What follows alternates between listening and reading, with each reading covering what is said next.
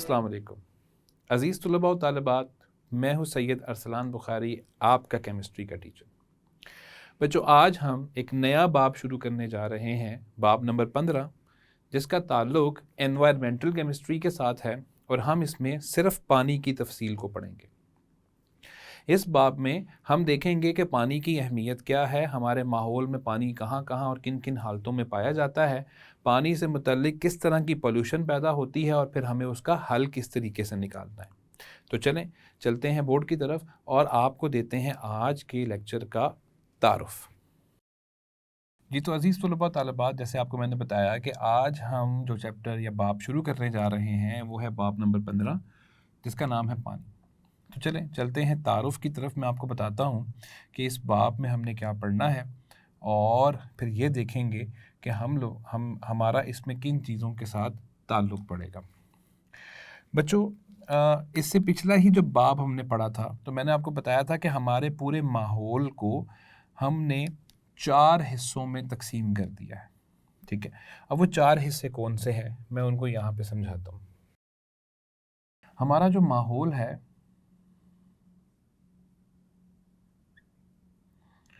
अब इस माहौल को हमने 4 हिस्सों में तकसीम कर दिया है। एक हिस्सा इसका हवा वाला हिस्सा है,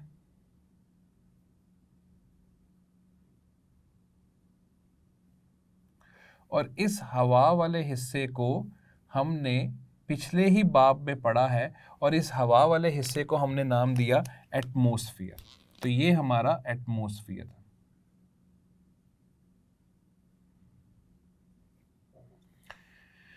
अच्छा जी, एक है ज़मीन वाला हिस्सा या ठोस वाला जो हिस्सा है हमारी पूरी दुनिया का या हमारे पूरे माहौल के अंदर। तो जो ठोस वाला हिस्सा है जिसके अंदर ज़मीन, पहाड़, ये सब चीज़ें आती हैं, तो जो ठोस वाला हिस्सा है बच्चों, उसको हम नाम देते हैं कि वो लिथोस्फीयर है।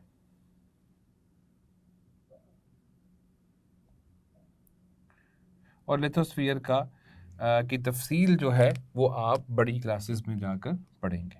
इसके अलावा एक है जो माया के ऊपर मुश्तमिल है, लेकिन चूंकि आपको पता है कि हमारे माहौल में ज़्यादातर जो माया पाया जाता है वो पानी है, तो ये होगा पानी वाला हिस्सा।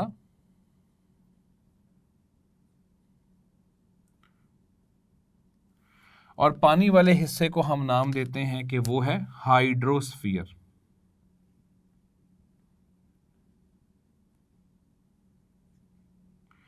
तो वो है हाइड्रोस्फीयर। जबकि चौथा हिस्सा है जानदारों के ऊपर जो मुश्तमिल है, यानी जानदारों वाला जो हिस्सा है।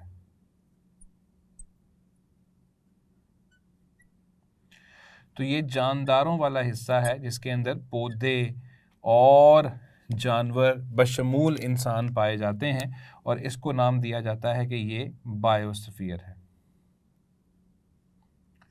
तो बच्चों, अब आप समझ रहे होंगे कि पिछले बाब में हमने हवा वाले हिस्से को बड़ी तफसील के साथ पढ़ा था, यानी एटमॉस्फेयर को, जबकि इस बाब में हमारा जो ताल्लुक होगा वो होगा पानी वाले हिस्से के साथ, यानी हाइड्रोस्फीयर। तो इस बाब के अंदर हमारा ताल्लुक होगा हाइड्रोस्फीयर के साथ।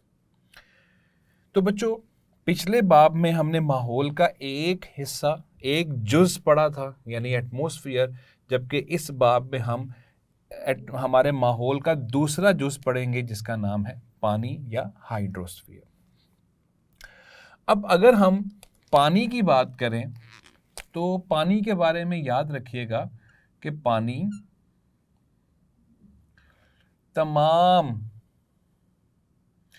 तमाम जानदारों के लिए ज़रूरी है।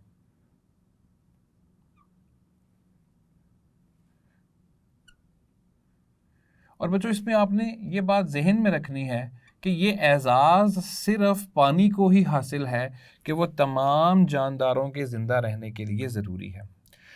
अब अगर हम पानी का जायज़ा लें तो हमें पता चलता है कि पानी ना तो खुराक मुहैया करता है हमारे जिस्म को, ना ही ताकत मुहैया करता है हमारे जिस्म को। तो फिर सवाल ये पैदा होता है कि इसके बग़ैर क्यों ज़िंदगी जो है वो मुमकिन नहीं है। तो उसका बड़ा सादा सा जवाब है, और वो ये है कि पानी अलबत्ता खुराक और एनर्जी के लिए इस्तेमाल नहीं होता, लेकिन यह हमारे जिस्म की बहुत सारी छोटी छोटी साख्तों को बनाने के लिए इस्तेमाल होता है। इवन हत्ता कि इंसान का पूरा जो जिस्म है उसमें भी 70 से 80% क्या पाया जाता है, पानी पाया जाता है। हमारा जो खून है, हमारा जो ब्लड है, उसके दो हिस्से होते हैं, एक ब्लड प्लाज्मा होता है, एक ब्लड सेल्स होते हैं। अगर हम ब्लड प्लाज्मा को देखें तो उसमें 90% पानी पाया जाता है। तो इंसान और जानवरों हत्ता के पौधों के जिस्मों के अंदर भी कसीर तादाद में पानी जो है वो पाया जाता है। तो ये बात आप सब बच्चों ने ज़हन में रखनी है कि पानी हमें ना तो ताकत देता है, ना खुराक मुहैया करता है, इसके बावजूद ये ज़रूरी है। तो एक तो ये है कि ये साख्तें, जैसे मैंने आपको खून बता दिया कि खून वगैरह, और हमारी जो जिल्द है उसके अंदर भी पानी होता है, हत्ता कि जिस्म के हर हिस्से में पानी मौजूद है। तो ये जिस्म के आज़ा और बाकी चीज़ों को बनाने के काम आता है। दूसरी बात, हमारे जिस्म में जितने भी रिएक्शंस हो रहे हैं उनमें से ज़्यादातर रिएक्शंस ऐसे हैं जो पानी की मौजूदगी में होते हैं। बच्चों याद रखिएगा, इंसान के जिस्म में दो तरह के रिएक्शंस आम तौर पर देखे गए हैं। कुछ हाइड्रोफिलिक रिएक्शंस होते हैं, कुछ हाइड्रोफोबिक होते हैं। हाइड्रोफिलिक का मतलब है जो पानी की मौजूदगी में हो जाएं, और हाइड्रोफोबिक वो होते हैं जो पानी के बगैर हों। तो ज़्यादातर हमारे जिस्म के रिएक्शंस जो हैं वो हाइड्रोफिलिक होते हैं, क्योंकि वो पानी की मौजूदगी में चलते हैं। तो पानी पहले नंबर पे साख्तें बनाने के लिए इस्तेमाल होता है, जिस्म की बनावट में इस्तेमाल होता है, और दूसरे नंबर पर ये केमिकल रिएक्शंस के लिए मीडियम के तौर पे काम करता है। यानी केमिकल रिएक्शंस जिस जगह पर हो रहे हैं ये वो जगह मुहैया करता है। तो एक तो ये है कि पानी तमाम जानदारों के लिए ज़रूरी है। अब एक तो इस पूरे चैप्टर के अंदर, पूरे बाब में हमने ये पढ़ना है कि पानी क्या वाकई जानदारों के लिए ज़रूरी है, और सिर्फ उनके इस लिहाज से नहीं कि वो उसको इस्तेमाल कर रहे हैं, इसके अलावा हमारे माहौल में भी पानी का होना बहुत ज़रूरी है। अगर हमारे माहौल में से भी पानी ख़त्म हो गया तो उससे भी इंसान और जानवर और पौधे जो हैं वो मरेंगे। उसकी मैं आपको मिसाल देता हूँ। आपने पढ़ा है कि कार्बन डाइऑक्साइड और पानी के इश्तराक से ग्लूकोज बनती है, और इस अमल को हम नाम देते हैं फोटोसिंथेसिस। तो इस अमल को हम नाम देते हैं फोटोसिंथेसिस। इसमें हमने पढ़ा था कि 6 मॉलिक्यूल्स पानी के और 6 ही कार्बन डाइऑक्साइड के इस्तेमाल होते हैं, और 6 मॉलिक्यूल्स ऑक्सीजन के खारिज हो जाते हैं, और इस पूरे अमल को हमने नाम दिया था फोटोसिंथेसिस। अब यहाँ से आपको अंदाज़ा हो जाएगा कि पानी की अफादियत कितनी ज़्यादा है। ये जो एक अमल आपके सामने लिखा हुआ है फोटोसिंथेसिस, ये पौधों के लिए बिल्कुल उतनी ही अहमियत रखता है जितनी हमारे लिए खाना खाना। हम जो खुराक हासिल करते हैं वो इसलिए हासिल करते हैं ताकि हम ज़िंदा रह सकें, और पौधे अपनी खुराक ग्लूकोज की सूरत में ख़ुद बनाते हैं और पानी को ही इस्तेमाल करते हैं। तो यहाँ से आप अंदाज़ा कर सकते हैं कि पौधे भी पानी के बगैर जो है वो नहीं रह सकते, और अगर पौधे नहीं रह सकते, हमारा जिस माहौल में हम रह रहे हैं इसको इकोसिस्टम कहा जाता है। तो किसी भी इकोसिस्टम की जो बुनियादी इकाई है, जो उसका बुनियादी यूनिट है, वो पौधे हुआ करते हैं। तो अगर पौधे ही मर जाएंगे तो जानवर और इंसान जो है वो भी ज़िंदा नहीं रह सकते।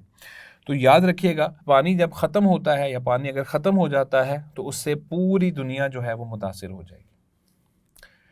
अब एक तो ये बात हो गई, इस बाब के अंदर हम पढ़ेंगे। दूसरी चीज़ हम इस बाब में क्या पढ़ेंगे, पानी की कुछ खसूसियात, जो इंशाल्लाह इसके बाद हम आने वाले उन्वान में बड़ी तफसील के साथ पढ़ने जा रहे हैं। बच्चों, इस चैप्टर, इस बाब को पढ़ाने का जो एक सबसे अहम मकसद था ना, या मकसद है, वो ये है कि पानी से जुड़े मसाइल, पानी से जुड़े मसाइल को पढ़ना और उनके हल तलाश करना। ठीक है जी। तो हमारा मकसद ये होगा कि हम पानी से जुड़े मसाइल को पढ़ेंगे कि पानी में कौन कौन से मसाइल पैदा हो रहे हैं, और फिर देखेंगे कि उन मसाइल का हम हल क्या तलाश करेंगे। अब मैं आपको मिसाल देता हूँ। अगर हम जंग अज़ीम दोम उठा के देखें, जंग अज़ीम अव्वल जब हुई और उसके कुछ अरसे के बाद जंग अज़ीम दोम हुई, तो जंग अज़ीम अव्वल और दोम में फ़र्क आप देखें कि जब जंग अज़ीम अव्वल हुई है उस वक्त दुनिया का कोई मुल्क न्यूक्लियर हथियार नहीं रखता था, यानी जिनको हम एटॉमिक बॉम्ब कहते हैं, वो एटॉमिक बॉम्ब किसी मुल्क के पास नहीं था। लेकिन 20 साल बाद ही होने वाली जंग अज़ीम दोम जो है, तब तक अमेरिका के पास न्यूक्लियर बम आ चुका था, जो कि उसने जंग अज़ीम दोम में जापान के ऊपर इस्तेमाल भी किया। यानी मैं आपको ये बताना चाह रहा हूँ कि जब ये जंगें हुई तो मुख्तलिफ ममालिक ने देखा कि उनमें जिद्दत आनी चाहिए फ़ौज के अंदर, हथियारों के अंदर। तो बहुत सारी चीज़ों को ज़मीन में से निकाल के उनके ऊपर पढ़ाई करनी शुरू कर दी गई, और उस पढ़ाई का नतीजा ये हुआ कि जदीद तरीन हथियार पैदा होना शुरू हो गए, बनाना शुरू कर दिए। लेकिन उसका एक नुकसान क्या हुआ, वो सारी चीज़ें बनाते हुए जो चीज़ें बच जाती हैं, वेस्ट हो जाती हैं, वो वेस्ट सारी कहाँ जाती है, बदकिस्मती से वो पानी के अंदर खारिज कर दी जाती है। आज भी हम देखते हैं कि जिस जगह पर भी कोई इंडस्ट्रियल एरिया है, कोई सनती एरिया है, तो हम देखते हैं कि वहाँ से जितनी भी अखराज होती है चीज़ों की, जो वेस्ट है, वो सारी बग़ैर देखे कि उसमें से कोई नुकसानदेह है या कुछ बहुत ही ज़्यादा नुकसानदेह है, उसको नालों की सी सूरत में निकाल दिया जाता है, और वो नाले जो हैं वो बाद में जाके दरियाओं में दाखिल हो जाते हैं, और दरियाओं का पानी बहता हुआ बिलाखिर समंदरों की तरफ चला जाता है। तो ये हम देखेंगे कि पानी से जुड़े कौन से मसाइल, यानी वाटर के अंदर पानी में पोल्यूशन किस तरीके से पैदा हो रही है।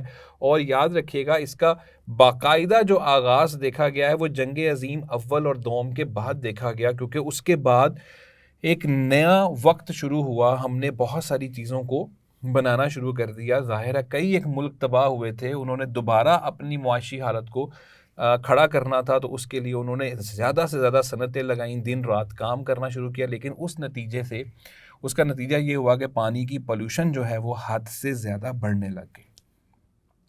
तो हम पानी से जुड़े मसाइल को भी पढ़ेंगे इस बाब के अंदर, और उनका हल भी जो है वो तलाश करेंगे। इसके अलावा पानी में या पानी से पैदा होने वाली बीमारियों को भी हमने पढ़ना है। हम देखेंगे कि इंसान की अपनी ही गलतियों की वजह से, जाहिर है ये जो बीमारियां पैदा होंगी बच्चों, ये हमने ही तो पोल्यूशन पैदा की है, वो सारी वेस्ट चीज़ें दाखिल की, और वो पानी अगर पीने वाले पानी में दाखिल हो जाए और इंसान उसको पी ले या जानवर उसको पिए, तो उससे खासी शिद्दत वाली बीमारियां जो हैं वो पैदा हो जाती है। तो उन बीमारियों का भी तज़किरा इस पूरे बाब के अंदर आएगा।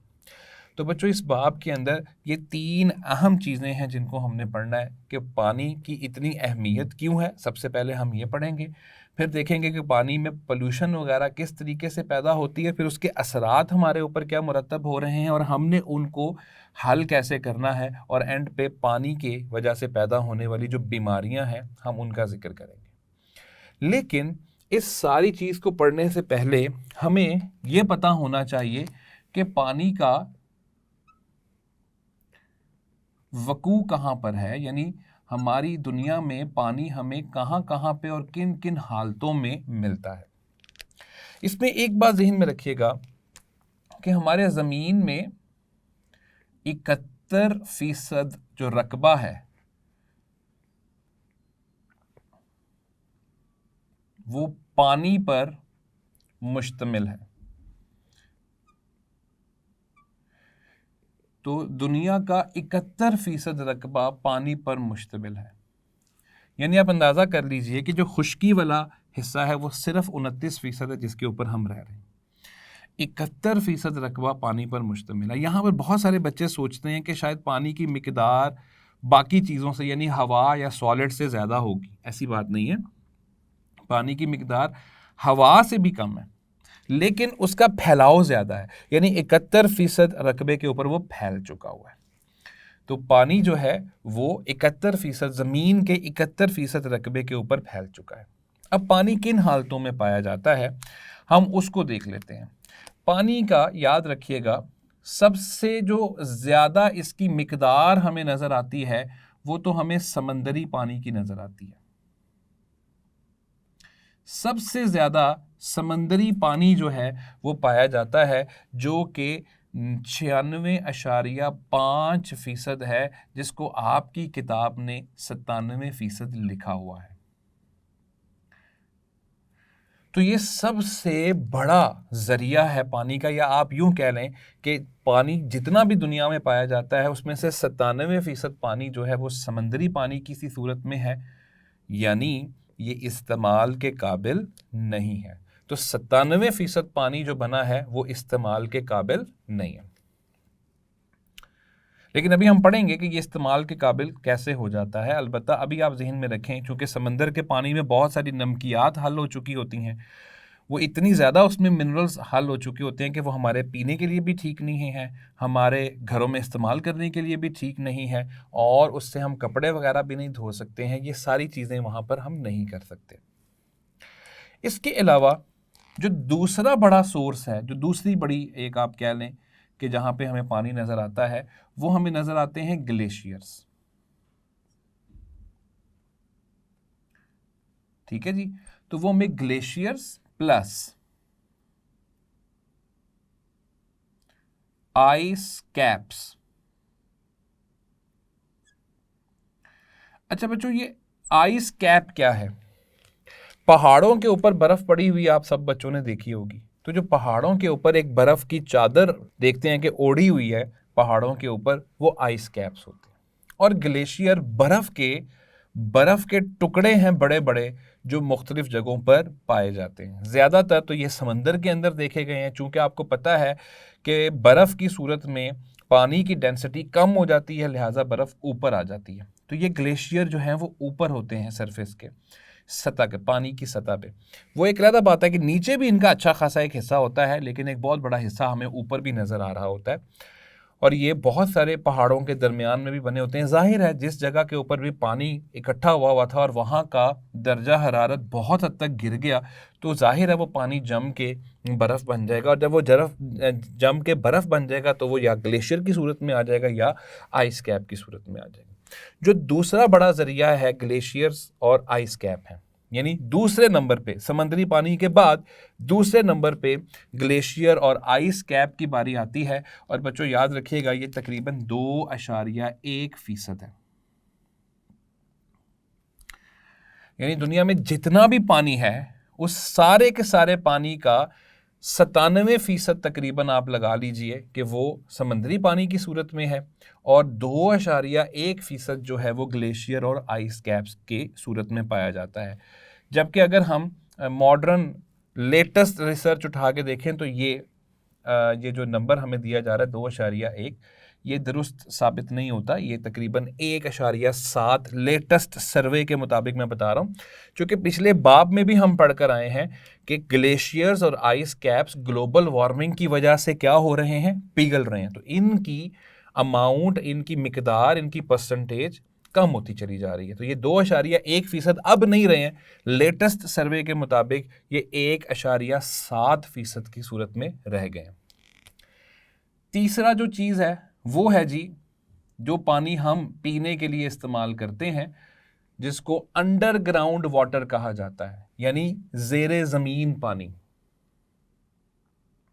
आप इसको सिर्फ ज़मीनी पानी कह लीजिए। ठीक है जी। जो नया सर्वे आया है जो मैं आपको बता रहा हूं, उसके मुताबिक इसकी भी मिकदार 1.7 हो चुकी हुई है। ठीक है, लेकिन जाहिर है किताब के अंदर जो एक वैल्यू, एक अमाउंट दी हुई है, हम उसी के मुताबिक चलेंगे। तो अब ज़मीनी पानी के बारे में याद रखिएगा बच्चों कि ज़मीनी पानी जो है वो 2 सूरतों में हमें मिलता है। ठीक है, वो 2 सूरतों में हमें मिलता है। एक है ज़ेरे ज़मीन, ज़ाहिर है जिसको हम निकालते हैं और फिर वो हमारे घरों में इस्तेमाल होता है। तो एक है ज़ेरे ज़मीन, जिसके लिए हमने घरों में मोटरें लगा रखी हैं और पानी को वो खींचती हैं, तो ये ज़ेरे ज़मीन पानी वहीं से निकल रहा है। दूसरा है सतही पानी, जो जो ज़मीन की सतह के ऊपर पाया जाता है, लेकिन ये भी काबिल इस्तेमाल है, पीने के भी काबिल है। मिसाल के तौर पे दरियाओं का पानी, मिसाल के तौर पे झीलों का पानी,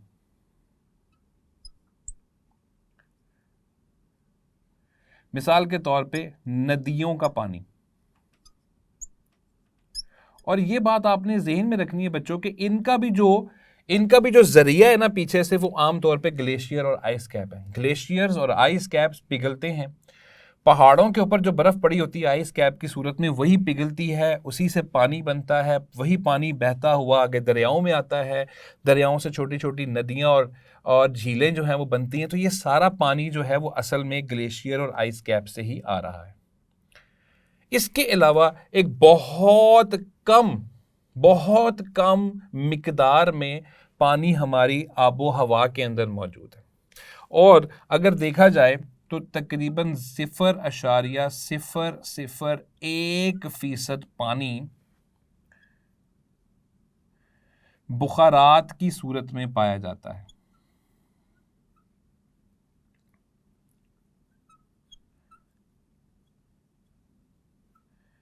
तो इतनी कम मिकदार में पानी जो है वो बुखारात की सूरत में पाया जाता है।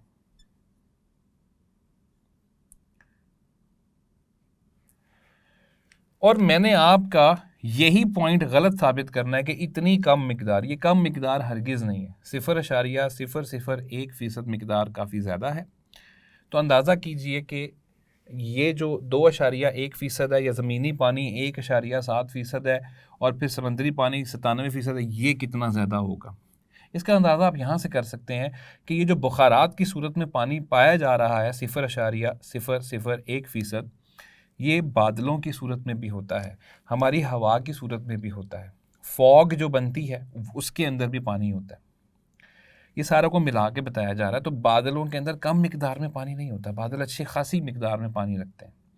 तो ये बात आपने ज़हन में रखनी है कि ये कम मिकदार जो है वो हरगिज़ नहीं है। अब ये सारा कुछ पढ़ने के बाद कुछ सवालात जो हैं वो ज़हन में ज़रूर आते हैं कि सर ये इतना सारा पानी हम इस्तेमाल करते हैं, फिर उसको ज़ाया कर देते हैं, तो फिर भी ज़मीन का पानी अभी तक ख़त्म ही नहीं हो रहा। उसकी कुछ वजह है। उसकी वजह क्या है? उसकी वजह है कि हमारे माहौल में एक अमल चलता है जिसको हम कहते हैं वाटर साइकिल। उसको हम कहते हैं वाटर साइकिल। हमारे माहौल में वाटर साइकिल खुद ब खुद चल रही है। मैं आपको बताता हूँ, जितना भी समंदरी पानी है या जो भी पानी माया की हालत में पाया जाता है, क्योंकि ग्लेशियर और आइस कैप का मतलब है कि वो ठोस हालत में है, जितना भी पानी माया हालत में पाया जाता है, बिलखसूस समंदरी पानी, दरियाओं का, झीलों का, नदियों का जो पानी है, इनमें एवेपोरेशन होती है।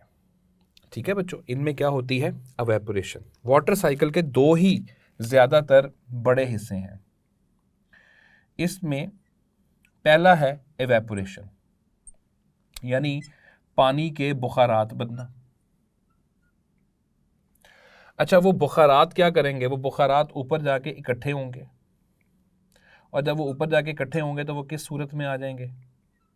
बादलों की सूरत में आ जाएंगे। बादलों के अंदर एक अमल चलता है जिसको हम कहते हैं कंडेंसेशन। ये भी आप नहम क्लास में पढ़कर आ चुके हैं। कंडेंसेशन का मतलब होता है गैस से दोबारा लिक्विड यानी माया में मुंतकिल हो जाना। तो उन बादलों से जब कंडेंसेशन होगी तो कंडेंसेशन से दोबारा क्या बनेगी? बारिश। और वो बारिश जो है फिर बिल आखिर ज़मीन पे ही आके गिरेगी, और दोबारा से वो जो माया हालत का पानी है उसमें आने वाली जो कमी है वो पूरी हो जाएगी। ये पूरी चीज़ है वाटर साइकिल। तो बच्चों, मैं उम्मीद करता हूँ कि इस लेक्चर में हमने पानी की अहमियत और दीगर चीज़ें, और बिलखसूस इस बाब में हम क्या पढ़ने जा रहे हैं, उसको पढ़ लिया है और उसको आपने अच्छे तरीके से समझ लिया होगा। पानी की खसूसियात जो है और ये तमाम जो उन्वानात हैं, इनको हम आगे बहुत तफसील के साथ पढ़ने वाले हैं। जी, तो बच्चों ये था आज का उन्वान, जिसमें हमने चैप्टर नंबर बाब नंबर 15 को शुरू किया, उसका तारुफ पढ़ा और हमने देखा कि पानी किन किन हालतों में कितनी कितनी परसेंटेज में कहाँ कहाँ पाया जाता है। मैं उम्मीद करता हूँ कि आपको आज के लेक्चर की बहुत अच्छी समझ आ चुकी होगी। इंशाल्लाह अगले लेक्चर में आपसे मुलाकात होगी। तब तक अपना ख्याल रखें। अल्लाह हाफ़िज़।